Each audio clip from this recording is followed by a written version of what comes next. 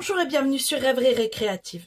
Je suis ravie de vous retrouver pour un home déco. Alors celui-ci est assez particulier parce que absolument tout ce que vous voyez est vendu par Stampin'E. Oui, même le cadre qui on peut mettre soit comme ceci, soit vous pouvez le voir à l'arrière, il y a de quoi l'accrocher au mur.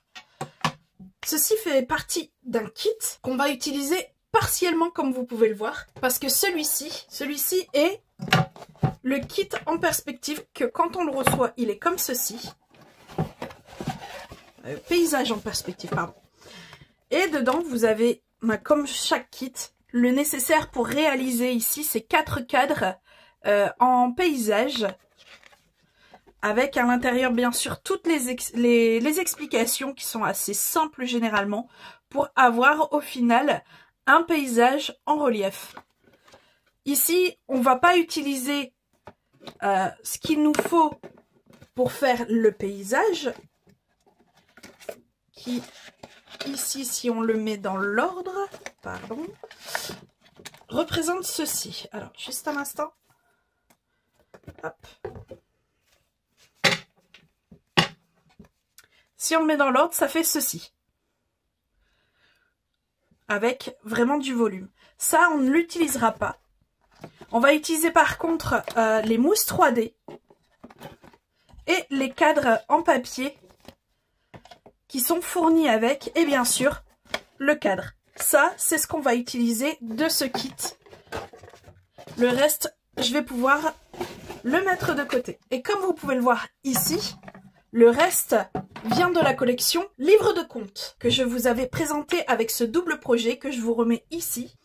Et si vous pouvez le voir, il y a plusieurs choses en volume, notamment ces 2 cadres ici qui sont en volume, plus le petit cadre ici, famille en bonheur en famille, pardon.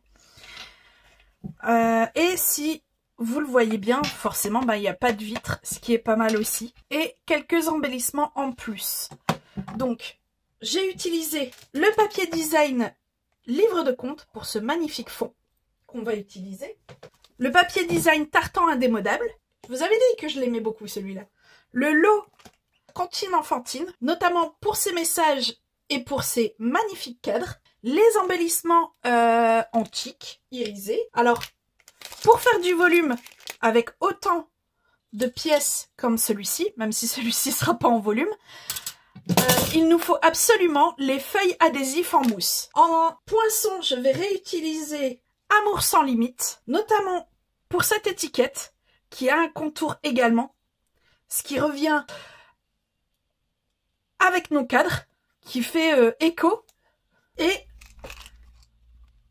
des breloques mini abeilles. Elles sont mais vraiment juste magnifiques. Donc si vous souhaitez réaliser ce projet avec moi, en papier, il vous faudra un morceau qui fait 15,2 sur 15,2. Si vous voulez que ça soit plus facile à découper, faites 6 inches sur 6 inches. Note, c'est que si vous prenez des papiers design de 15,2 sur 15,2, vous n'avez absolument rien à découper, vous avez déjà votre format. Après, c'est juste du papier, je n'ai plus de dimension à donner. Donc, il vous faut 4 morceaux de papier design différents, du blanc simple et 3 photos. Bon, celui-ci, on va pas y travailler dessus pour l'instant. Par contre, j'ai déjà mis sur mousse 3D les éléments que j'ai besoin. Tout simplement, vous prenez 2 feuilles de papier de mousse 3D. Un que vous découpez à 6,5, à 7,5 pardon, et un à 6. Et dans une des chutes des deux, vous faites un petit carré pour faire celui-ci. Là, le 6, ça sera pour ce cadre-ci. Et le 7,5, ça sera pour celui-ci. Alors, que je vous remette dans le contexte, ça c'est pour notre petit message. Ça c'est pour des photos. Ce papier design-là sera pour ce cadre-ci. Et l'ordre de mes photos, c'est cette photo ici, cette photo ici et cette photo ici. Mes photos, ils font 9,5 sur 6,5. Après, tout dépend de ce que vous avez comme photo est-ce que vous voulez qui entre dans le cadre? Puisque nous, on va garder simplement ce qu'il y a au milieu. Comme ici, sur cette photo-là, moi je veux ça comme ça. Sur celle-ci, ici, je l'avais pris en paysage, là je vais le prendre en portrait pour qu'il y ait comme ceci. Et celui-ci, je le veux comme ceci. Donc bien sûr, vous avez compris, le cadre, je vais le sortir sur la photo et sur le fond, qu'il soit en mousse 3D ou à plat. Mais avant de sortir ça dans la machine, il y a un dernier élément qu'il me faut. Dans le blanc simple, c'est notre message ici qui est « Psst, je t'aime ». Mais comme vous pouvez le voir, le cadre ne va pas avec le message. C'est pas grave, on va arranger ça avec une technique qui a longtemps que j'ai pas utilisée. On va prendre du washi tape, couvrir une partie du message.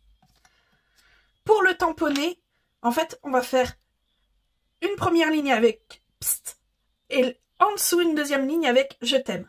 Et pour nous guider, je vais prendre mon dies et mon critérium et je vais venir simplement tracer doucement, sans trop appuyer, le contour pour me dire voilà, j'ai ça. Alors si vous ne connaissez pas cette technique-là, je vous la remets juste ici. Oui, je sais, la vidéo date, mais la technique fonctionne toujours. Et on va tamponner en feuillage sauvage.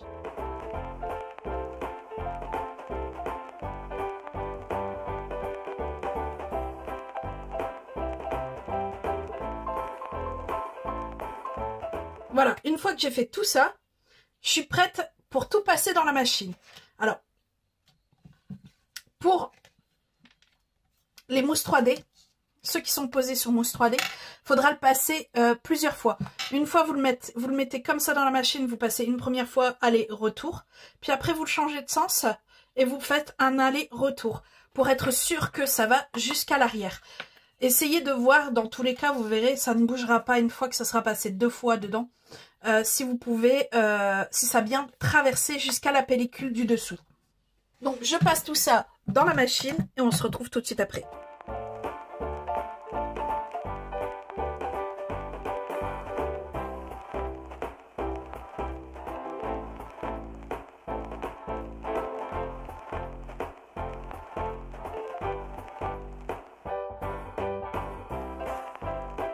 Alors, une fois qu'on a tout sorti,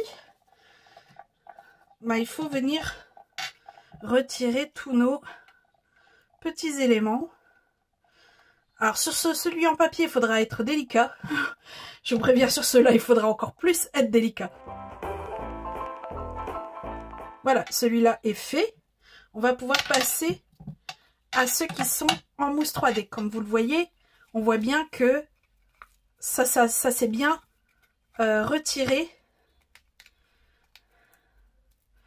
Alors je fais le contour comme ça pour être sûr que le double face reste plus ou moins comme je vous disais. Regardez, c'est vraiment délicat.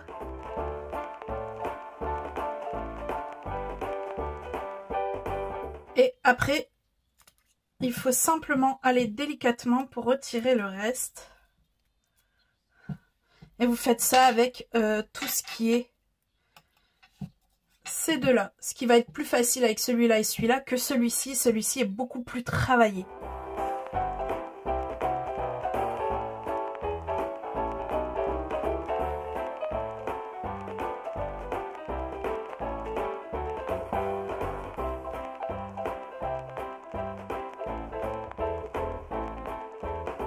Alors, on a tous nos éléments pour pouvoir les poser sur notre fond.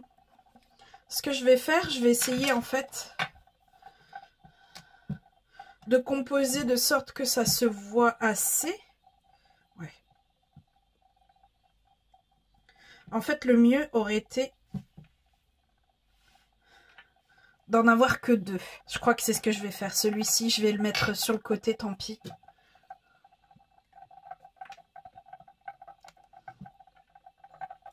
Ce sera quand même plus joli. Alors, ce que je vais faire, Là, ils sont bien calés. Hop, voilà.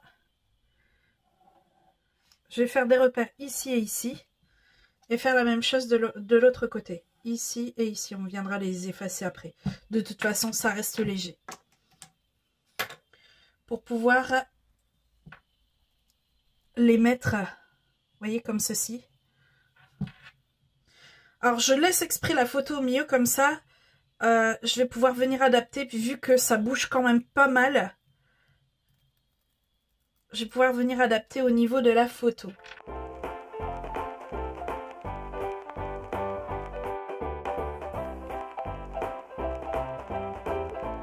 Et vous voyez, normalement, les photos, vous arrivez à les récupérer. Hop.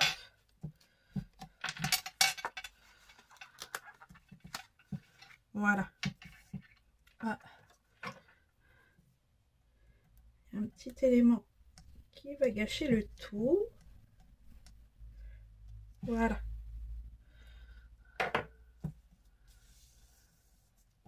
On va venir effacer les traces que j'ai fait. Et là, je vais venir poser notre dernier élément. Et là, c'est pas grave si ça mange dans le... Si ce n'est que celui-là, ce sera pas bien dramatique.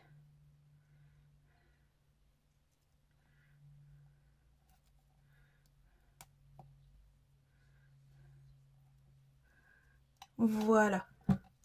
Je le récupère également. Hop. Et derrière les éléments, je vais mettre un peu soie de double face. Ici, j'ai choisi d'utiliser le Stampin' Seal.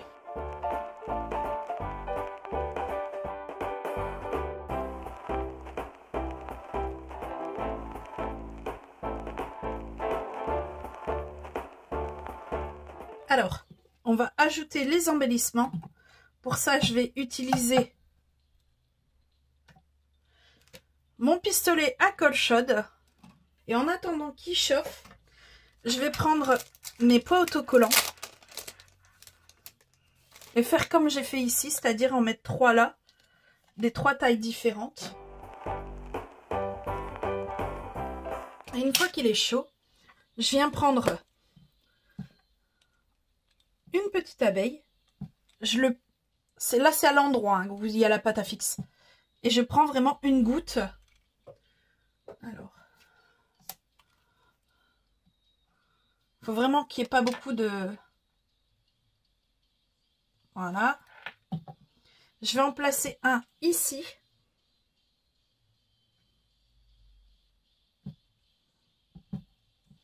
J'en reprends un autre.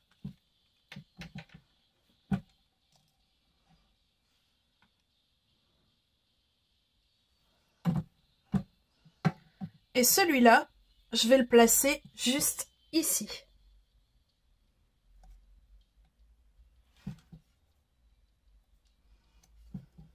Alors, une fois qu'on est à cette étape-là, on va prendre les mousses 3D qu'il y avait dans le kit et on va les superposer par 4.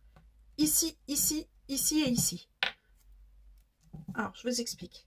Je vais aller au plus près du bord comme on a fait tout de fin. Je vais aller au plus près du bord. Voilà. Je retire la pellicule. Je mets le deuxième. Et ainsi de suite, sauf que le dernier, je tire pas la pellicule du haut. En tout cas, pas pour tout de suite. Voilà. Oh, bien sûr, j'ai dit qu'il fallait pas tirer la quatrième, mais c'est ce que je fais. C'est pas grave. Je vais remettre. Hop. Voilà. Ce qui doit vous donner ceci. Et ici, ici et ici également. En fait, pourquoi 4? Parce que c'est l'épaisseur qu'il nous faut pour pas que ça bouge une fois qu'on vient remettre le fond ici.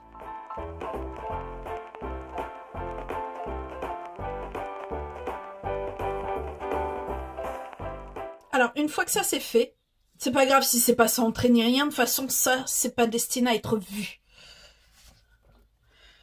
On va reprendre notre cadre. Enfin, les deux cadres qu'on a. Ici, on va venir retirer le fond. On va mettre notre cadre. Tirer les pellicules de protection.